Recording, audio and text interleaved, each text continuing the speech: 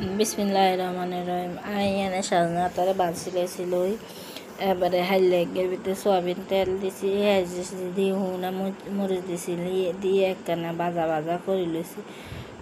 তারপর সাজনা আতা দুই দিয়ে দিছি, হিয়ার লগে নুন দিছে, দিয়ে তার হরে এবারে উঁচনেস ভাড়া মতো লাড়ি তখন আতুন লাগছে যেন একখানা হানি লাগবে, কারণ অনেকে সাজনা আতা না সিদ্ধ করে না, সিদ্ধ করি না, সিদ্ধ না করি দনে হিয়ালা হানি দিছি। হেয়ারত যেন ভাড়া মতো সাজনা আতা নরম হয়ে আইছে।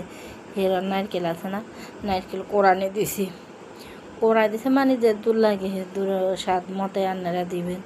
দেওয়ার পর ভালো মতো লাড়ি টাড়ি একবারে যেন বাজা বাজা হয়ে গেছে। তারপরে দেখছেন কি সুন্দর কালার আছে, চুলার উচে দিয়ে দেন, কিন্তু এদের তেল টালি কিনে কদুর হানি নাই, কি সুন্দর খাইতে খুবই স্বাদ হয়েছে।